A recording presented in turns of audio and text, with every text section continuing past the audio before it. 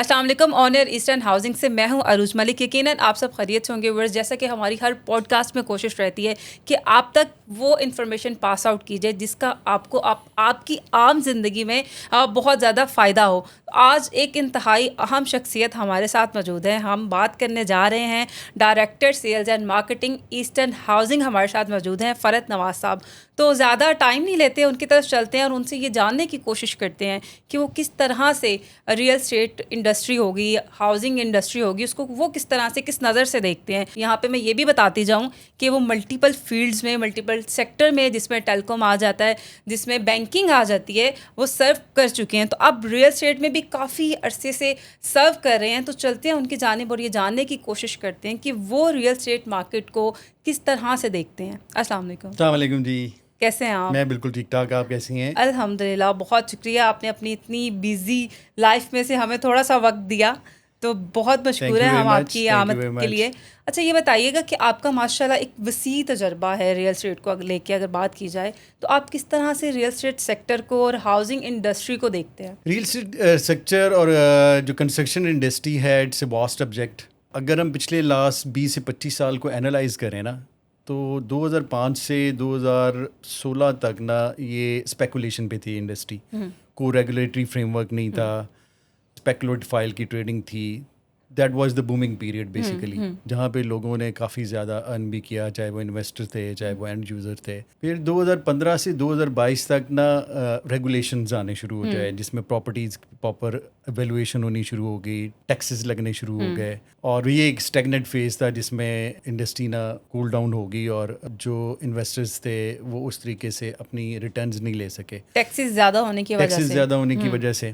फिर 2022-2023 से ऑनवर्ड अब रिकवरी मोड है। अभी आप रिसेंटली देखें तो गवर्नमेंट ने जो काइबोर है वो नीचे आया हुआ है, दैट इज़ 11.5%, और रेगुलेटरी फ्रेमवर्क इजी आउट कर रहे हैं। डिजिटलाइजेशन की तरफ गवर्नमेंट जा रही है on real estate industry and on the construction side as well. फिर ये एक पार्ट है। दूसरा पार्ट होता है कि गवर्नमेंट कितने इनिशिएटिव ले रही है प्रॉपर्टी की वैल्यूएशन को बेहतर करने के लिए। अब उसमें जो इनिशिएटिव थे, जितनी कनेक्टिंग मोटरवेज हैं, रिंग रोड्स हैं, फिर गवर्नमेंट के अपने प्रोजेक्ट हैं जैसे CBD है, NIST है, फिर वर्टिकल की जो कंस्ट्रक्शन है वो कितने डेवलपर उसमें इन्वॉल्व हैं, वो किस तरफ जा रही है।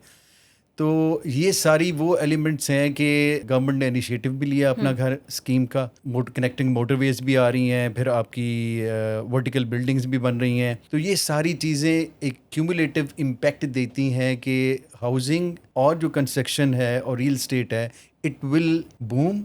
और इसमें ना सिर्फ एंड यूज़र को अच्छी इनोवेटिव प्रोडक्ट मिलेंगी क्योंकि कंपटीशन बढ़ रहा है, और दूसरा प्रॉपर्टी की वैल्यूएशन बेहतर होगी कि गवर्नमेंट इंफ्रास्ट्रक्चर पे पैसे लगा रही है। पैसे तो इंफ्रास्ट्रक्चर पे बहुत लगा रही है।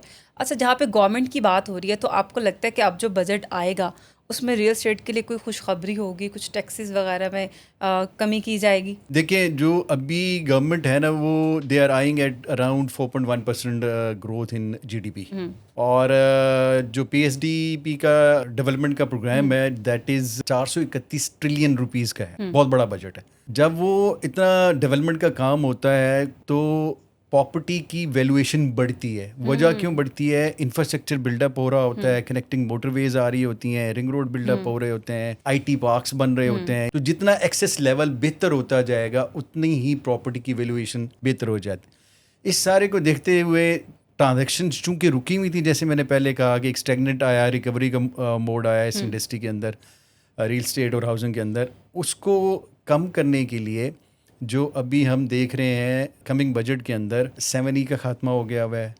236C और 236K, ये बायर और सेलर के जो हमारे टैक्सेस थे, इस पे हम सुन रहे हैं कि वो कम कर रहे हैं। फिर अपना घर स्कीम जो है, ये गवर्नमेंट ने लॉन्च की हुई है, जिसमें वो आय कर रहे हैं को 5 लाख बंदों को लोन देने का।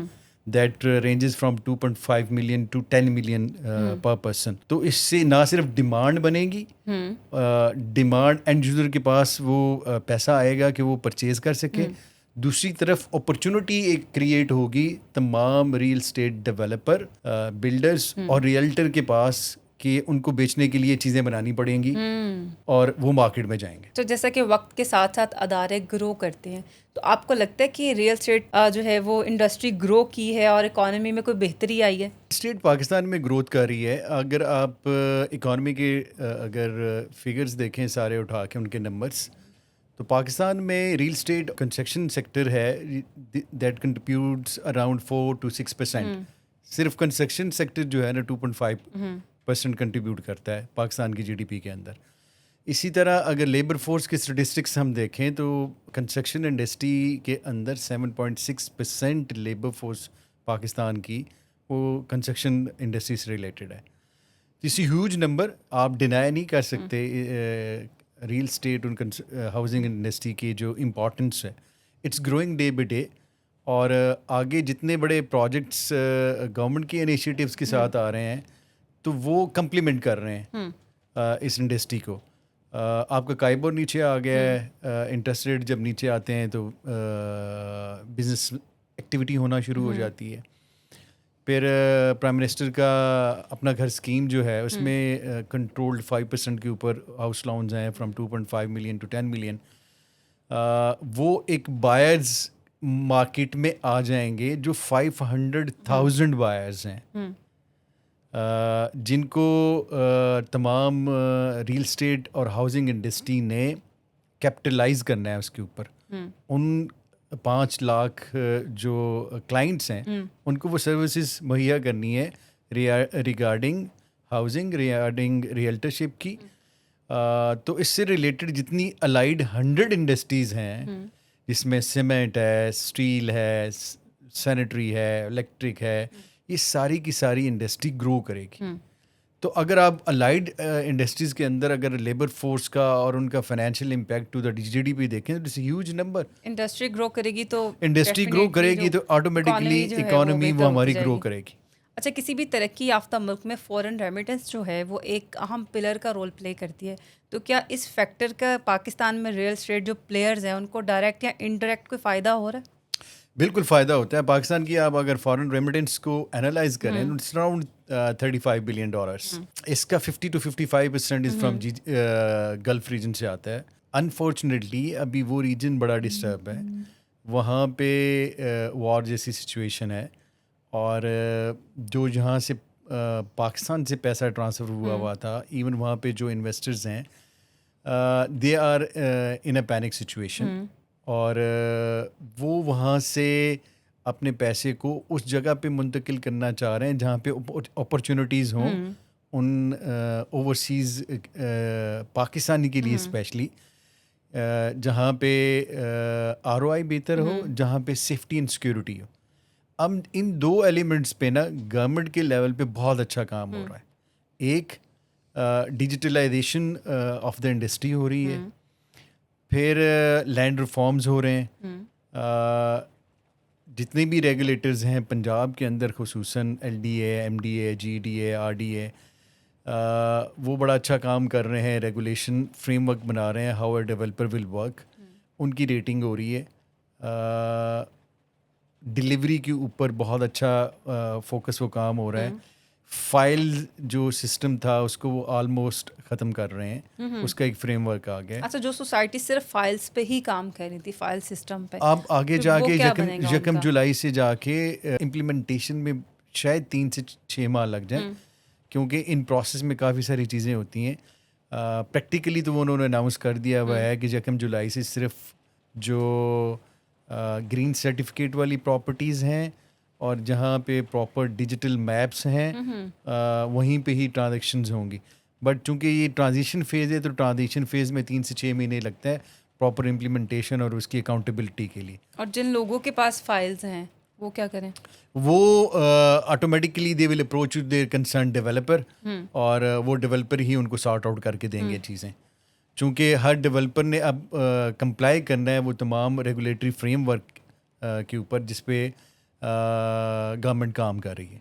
अच्छा सर, ऐसे हालात जबकि बैनुल अक़वामी जो सियासत है वो अदम तवाज़ुन का शिकार है, और गल्फ़ कंट्रीज़ की बात की जाए तो इंटरनेशनल जो पॉलिटिक्स है वहाँ पर जन्म ले रही है, बहुत से पाकिस्तानी हैं जो वहाँ पे इन्वेस्टर हैं, पाकिस्तान से बाहर गए थे तो वो वापस आना चाहते हैं, तो क्या पाकिस्तानी मार्केट जो है रियल एस्टेट की उनको कोई स्पेस देगी?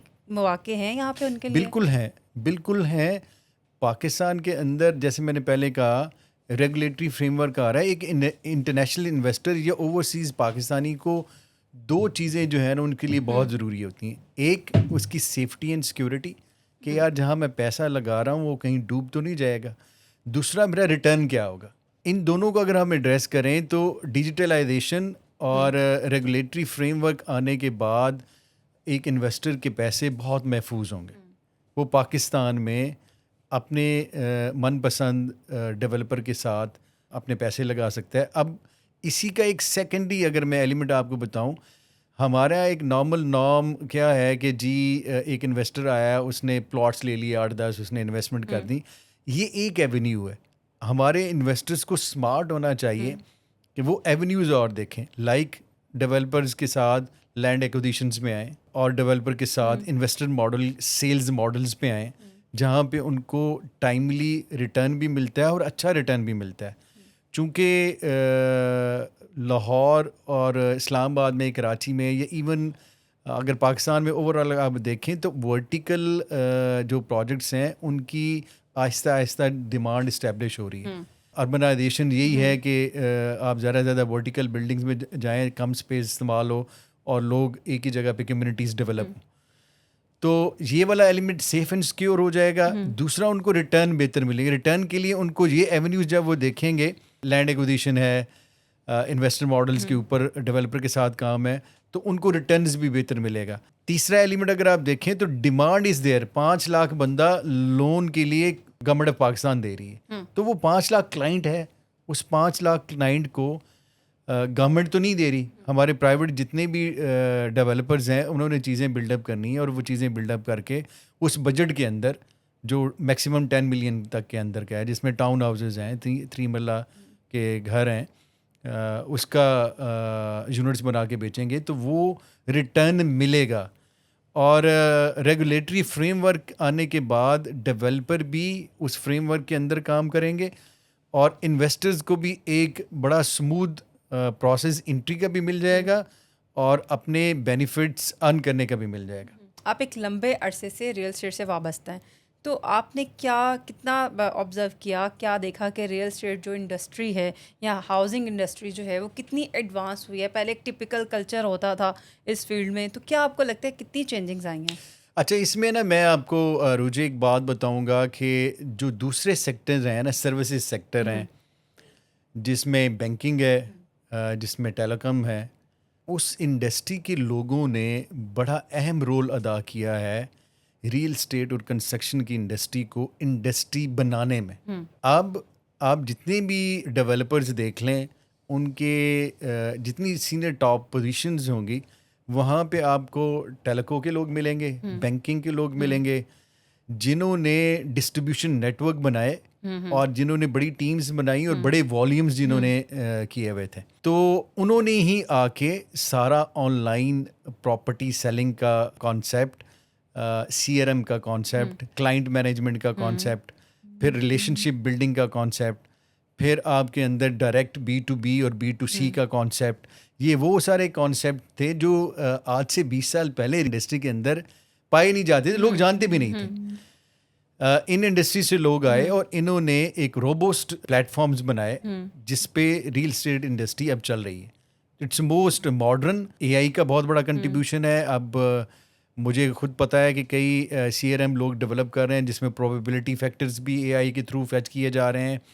आपकी कॉल के स्क्रिप्ट जो है ना उनको एनालाइज करवाया जा रहा है थ्रू AI कि मेरा एजेंट कितना इफेक्टिवली, कितना एफिशिएंटली काम कर रहा है और मेरी जो कन्वर्सेशन हुई है वो कितनी प्रोडक्टिव थी। एक अच्छी कॉन्वर्सेशन क्या होती है और कितने मिनट का होनी चाहिए कॉल? हम टेक्निकल साइड पे आ गए हैं इस पे। मेरे ख्याल में एक कॉल डिपेंड करता है कि is it A first call, second call, third call. First call में एक इंट्रोडक्टरी कॉल होती है जिसमें आप अपने क्लाइंट को अपनी प्रोडक्ट के मुतल्लिक बता रहे होते हैं और क्लाइंट को असेस कर रहे होते हैं कि जो जिस बंदे से मैं बात कर रहा हूँ वो डिसीजन मेकर है कि नहीं है इस प्रोडक्ट से रिलेटेड, और जो मैंने पेमेंट प्लान बताया है अपना, उस पेमेंट प्लान वो उसको अब्जॉर्ब हो रहा है नहीं हो रहा। तीसरा, जो लोकेलिटी में मैंने प्रोडक्ट उसे दी है वो इस लोकेलिटी में इंटरेस्टेड है कि नहीं है। और सबसे बड़ी बात कि जिस प्लेटफॉर्म से मैं बात कर रहा हूँ, जिस डेवलपर से मैं बात कर रहा हूँ, उससे कितनी उनसियत है, उसको कितना जानता है। ये सारे फैक्टर जब वो ऐड करेगा तो कस्टमर की एवेल्युएशन होती है। It sums up in 3 minutes maximum. Okay. And then follow up आपकी कॉल्स हैं, वो चूंकि स्केड्यूल्ड कॉल होती हैं, टाइम लिया हुआ होता है और एक एक्टिविटी प्लान्ड होती है एजेंट की, तो that call may prolong to 5 minutes 7 minutes. और Okay. जिस तरह फिर वो विजिट कर जाता है तो फिर वो उसकी जो इंटरेक्शन है वो बेहतर हो चुकी हुई होती है, तो क्लाइंट भी कंफर्टेबल होता है। तो फिर कॉल की नहीं है लिमिट, वो 10 मिनट भी बात हो रही है, डिपेंड करता है क्लाइंट की क्या क्या कंफर्ट जोन में आ जाता है। तो वो इवन अपने क्लाइंट अपने रियल टर्म में अपनी जो उसकी कॉम्प्लिकेशन है बाइंग प्रोसेस में या जो हर्डल्स आ रही हैं वो अपने एजेंट के साथ डिस्कस भी करना शुरू कर देता है। लाइक यार पेमेंट अभी नहीं है, इतनी पड़ी हुई है, इतनी बाद में आनी है, इतनी भाई ने देनी है। तो वो इन बातों में भी आना शुरू हो जाता है, फिर एजेंट उसे बताना शुरू, अच्छा रिलेशनशिप बिल्ड हो जाता है। अच्छा, ये बताइएगा, क्या हमारी रियल एस्टेट इंडस्ट्री इतनी तैयार है या इतनी गुंजाइश है कि इन्वेस्टर को या एंड यूज़र को सिग्निफिकेंट बेनिफिट दे सके? बिल्कुल है। मैंने जैसे अभी बताया कि हाउसिंग की डिमांड अभी भी जब हम बात कर रहे हैं तो 15 मिलियन हाउसेस की ज़रूरत है पाकिस्तान के अंदर। ये एक शॉर्ट फॉल है। और हर साल 3 से 4 लाख हाउसेस की हमारी कॉस्मोपॉलिटन मेट्रोपॉलिटन सिटीज़ के अंदर ज़रूरत है। वजह क्या है? अर्बनाइजेशन है। वजह क्या है? एम्प्लॉयमेंट है। ये शहर एक्सपेंड कर रहे हैं, एम्प्लॉयमेंट अपॉर्चुनिटी है, एजुकेशन है, सिक्योरिटी सेफ्टी है। तो इस सारों को देखते हुए लोग जहाँ पे आते हैं। जब यहाँ पे आएंगे वर्टिकल बिल्डिंग्स आपकी बनना शुरू हो गई हुई हैं। इन सारों को देखते हुए ना सिर्फ इंडस्ट्री ग्रो करेगी, ऊपर से गवर्नमेंट ने बड़ा आसान कर दिया है। 10 मिलियन तक का लोन है, वो एक एलिजिबिलिटी क्राइटेरिया है, बड़ी रिलैक्स टर्म्स के ऊपर है। तो वो क्लाइंट आपके मौजूद हैं। अब बिल्डर्स ने बनाना है और उस राइट क्लाइंट को बेचना है। और प्लेटफॉर्म भी बहुत अच्छे बन गए हुए हैं। अब हर डेवलपर अपनी लीड जेन के ऊपर भी काम कर रहा है, अपनी ब्रांड इक्विटी के ऊपर भी काम कर रहा है, अपनी प्रोडक्ट डिलीवरी के ऊपर भी काम आ रहा है, रेगुलेटरी फ्रेमवर्क भी आ गए हैं। तो ये all these elements will add value to the real estate industry and will ensure proper return to investors and a good competitive product to end user. तो ये भी बताइएगा कि आप खुद एक रियल एस्टेट एक्सपर्ट हैं, आप रियल एस्टेट का फ्यूचर क्या देख रहे हैं और ईस्टर्न हाउसिंग जो है उसमें अपना रोल कैसे किरदार जो अदा कर रही है और नए इनोवेशन के साथ और क्या किस तरह से काम कर रही है? Real estate it's a growing industry and it will further grow. Housing एक बेसिक एलिमेंट है सोसाइटी के अंदर। हमारी पॉपुलेशन ग्रो कर रही है, हमारी नीड्स बढ़ेंगी हाउसिंग की, तो ये वो बेसिक एलिमेंट है। शेल्टर हर बंदे को चाहिए। ये वाली इंडस्ट्री हमेशा ग्रो करेगी। रिगार्डिंग ईस्टर्न हाउसिंग ने हमेशा बड़ी यूनिक स्टेप लिए हैं। Very proud to be part of this winning team under the leadership of my CEO Mian Abdul Samad, जिन्होंने हमेशा बड़ी इनोवेटिव प्रोडक्ट लेके आए।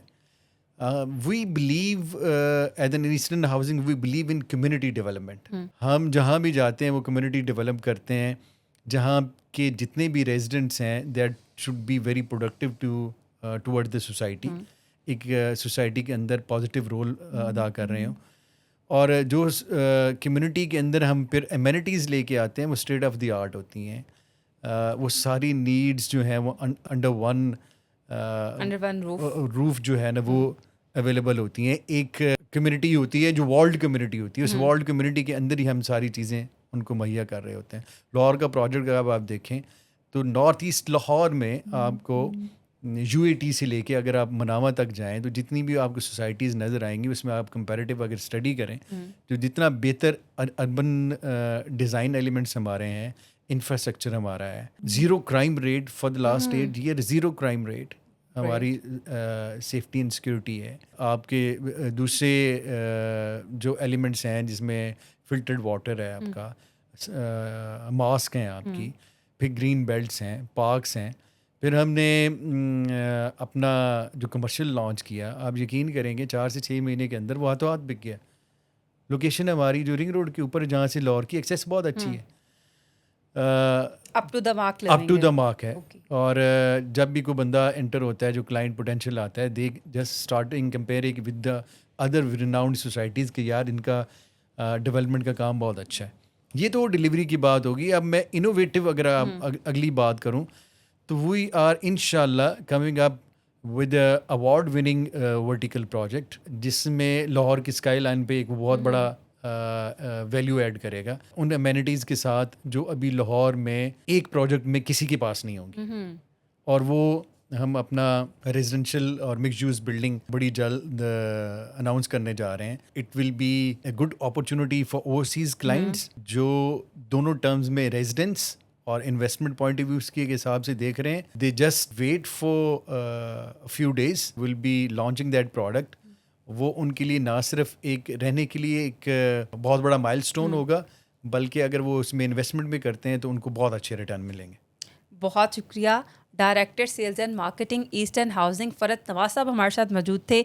एक अरसा से रियल एस्टेट से वाबस्ता हैं और माशाल्लाह एक एक्सपीरियंस पर्सन है।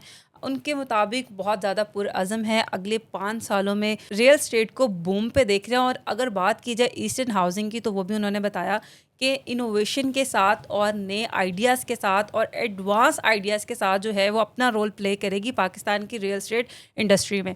इसके साथ ही हमें दीजिए इजाज़त, मिलते हैं अगली पॉडकास्ट में। अल्लाह हाफ़िज़।